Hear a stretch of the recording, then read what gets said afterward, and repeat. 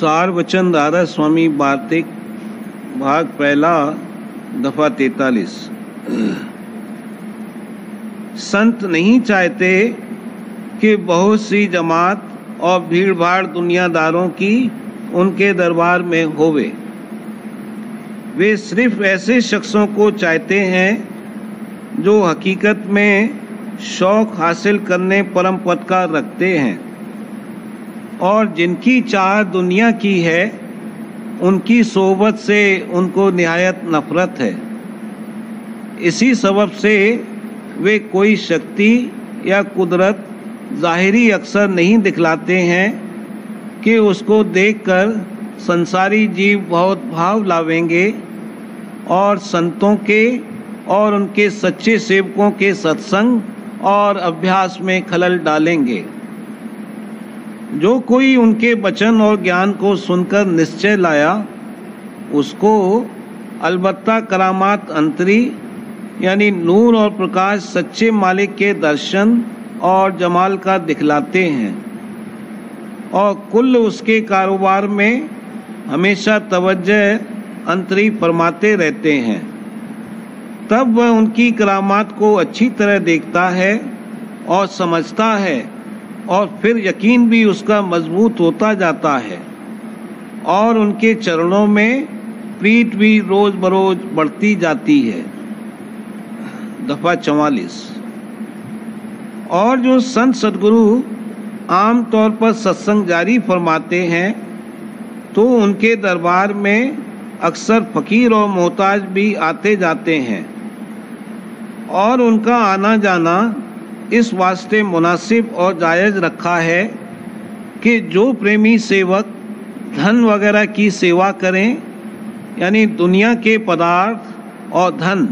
उनकी भेंट करें, तो वे उसको गरीबों और मोहताजों को खैरात कर देते हैं, क्योंकि वे आप इन पदार्थों को अपने पास नहीं रखते हैं। दफा 45। जहाँ संत सदगुरु मौज से सत्संग जारी फरमाते हैं, तो जानबूझकर दो चार बातें चाल ढाल में ऐसी प्रकट करते हैं कि जिनसे दुनियादार नाराज हो जावें या तान और शिकायत करने लगें, ताकि वे और अहंकारी लोग सुनकर उनके दरबार में न आवें और सत्संग में खलल न डालें। उनके दरबार में कोई चौकी पहरा नहीं रहता कि बुरे और भले की पहचान करके रोक टोक करे। इस वास्ते उनकी निंदा और शिकायत जो दुनियादार और अहंकारी लोग करें, वही काम चौकीदारी का देती है, यानी संसारियों और अहंकारियों को दूर रखती है। ऐसे शख्स शर्म और हया और खौफ और तान दुनियादारों से वहाँ नहीं जाते और सिर्फ ऐसे शख्स जो सच्ची चाह वाले यानी खोजी सच्चे और पूरे परमार्थ के हैं, वही लोग दुनियादारों का डर और लाज छोड़कर वहाँ पहुँचते हैं। सिवाय इसके यह निंदा एक तरह की परीक्षा भी मुमुक्षु यानी शौकीन के वास्ते है, यानी फौरन मालूम हो जाता है कि वह शख्स सच्चा परमार्थी है या नहीं। जो सच्चा खोजी होगा तो वह कभी बदनामी और नेकनामी दुनिया और मूर्खों की तान से खौफ न करके ज़रूर वास्ते हासिल करने अपने असली मतलब यानी परमार्थ के हाजिर होगा, और जो झूठा है वह वहाँ नहीं पहुँचेगा। दफा 46। देखो दुनियादारों को, जो वे दुनिया को सच्चे दिल से चाहते हैं, किसी स्थान पर अपने मतलब हासिल करने के वास्ते जाने से नहीं रुकते और न ऐसी जगह दीनता करने से उनको शर्म आती है जैसे ब्राह्मण गैर कौमों की सेवा करते हैं और औलाद की बीमारी दूर कराने को भंगी तक के दरवाजे पर जाने से परहेज नहीं करते और अपने इष्ट और मजहब का ख्याल छोड़कर बहुतेरे ऊंची जात वाले शेख सद्दों और सैयदों की कब्रों को और अनेक मलिन देवताओं को और भूत पलित को पूजते हैं। जब दुनियादार अपने दुनिया के काम के वास्ते अपने धर्म और कर्म को छोड़ देते हैं और परलोक के नुकसान से नहीं डरते, तो मालिक के चाहने वालों की सच्ची चाह कैसे साबित होवे, जो वे जरा सी निंदा और मूर्खों की तान का ख्याल और खौफ करके संतों के दरबार में हाजिर नहीं होते। इससे मालूम हुआ कि उनको सच्ची चाह नहीं है और दुनिया के कारोबार में इस कदर दुख नहीं पाया, उसको इस कदर अपना दुश्मन नहीं समझा है कि इलाज उसके दूर करने का करें, और इस कदर प्यास मालिक के दर्शनों की नहीं लगी है कि लोक लाज और दुनियादारों की तान को ताक पर रख दें।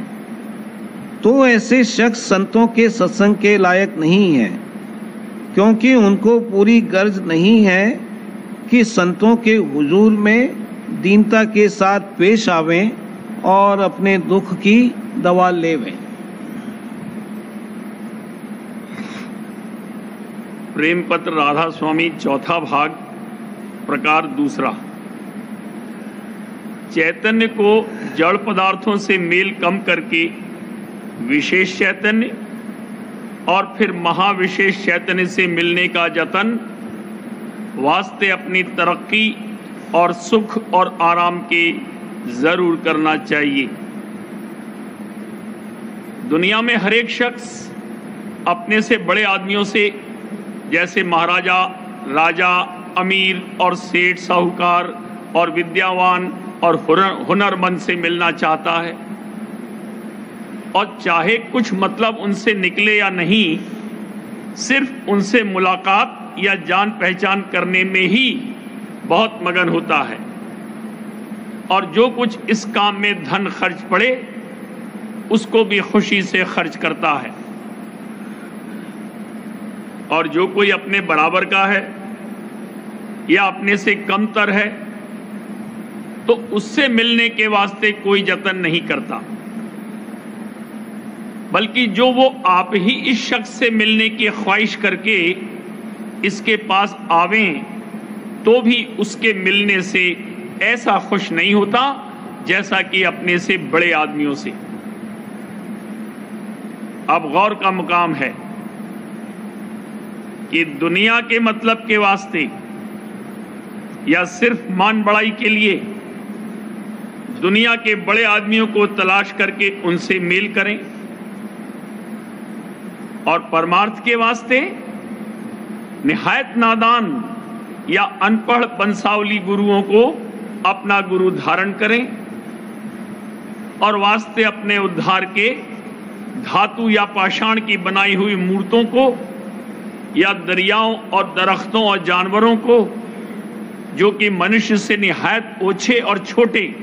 यानी कम दर्जे के हैं और जिनसे किसी किस्म का परमार्थी मतलब या काम नहीं निकल सकता, परमेश्वर मानकर पूजें। और ये जीव आप अपनी नजर से देखते हैं कि मूरत के इष्ट वाले के कभी संशय और विपर्जय दूर नहीं होते, और मूर्त या तीर्थ और दरख्त वगैरह कोई संशय या भ्रम दूर करने की ताकत नहीं रखते और न कोई भेद और जुगत बता सकते हैं। फिर बड़े अफसोस का मुकाम है कि ये लोग सच्चे परमार्थ से ऐसे बेखबर और बेपरवाह हैं कि चाहे कुछ फायदा होवे या नहीं, मूर्त और दरिया वगैरह की पूजा हरगिज नहीं छोड़ते, और सच्चे परमार्थ का न तो उनके दिल में खोज है और न उसके जानने वाले की तलाश है। फिर ऐसे जीवों को क्या परमार्थी फायदा हासिल होवे और किस तरह उनकी आंख खुले। इन जीवों में जो कोई अधिकारी और संस्कारी हैं और बेखबरी से आम जीवों के संग तीर्थ, मूर्त और व्रत वगैरह में लग गए हैं, उनके वास्ते संत ये वचन फरमाते हैं कि जब कोई संसारी काम बगैर अपने फायदे या नफे की जांच किए हुए नहीं करते और अपने छोटों से किसी किस्म की मदद लेना नहीं चाहते, तो परमार्थ में ऐसी गफलत और बेपरवाही कैसे कर रहे हो कि बंसावली और नादान गुरु से उपदेश लेते हो और तीर्थ और मूर्त वगैरह से आशा पापों के क्षय होने और मुक्ति के प्राप्ति की रखते हो। ये आशा तुम्हारी बिल्कुल झूठी और भ्रम है और तुमको आप अपनी आंख से और थोड़ी बुद्धि की समझ से दिखाई देता है कि ये सब तुम्हारी किसी किस्म की मदद परमार्थी न तो यहां कर सकते हैं और न आगे करने की ताकत रखते हैं। फिर वृथा अपना वक्त और तन मन धन क्यों खर्च कर रहे हो? मुनासिब तो ये है कि सच्चे परमार्थ के भेदी और जानकार और अभ्यासी गुरु खोजकर उनकी शरण लो और जो वो उपदेश करें उसके मुआफिक कार्रवाई करो। और वे सूरज शब्द मार्ग का उपदेश देंगे और कुल मालिक सत्य पुरुष राधा स्वामी दयाल का इश्क बंधवावेंगे और घट में ही रास्ता और मंजिलें लखावेंगे।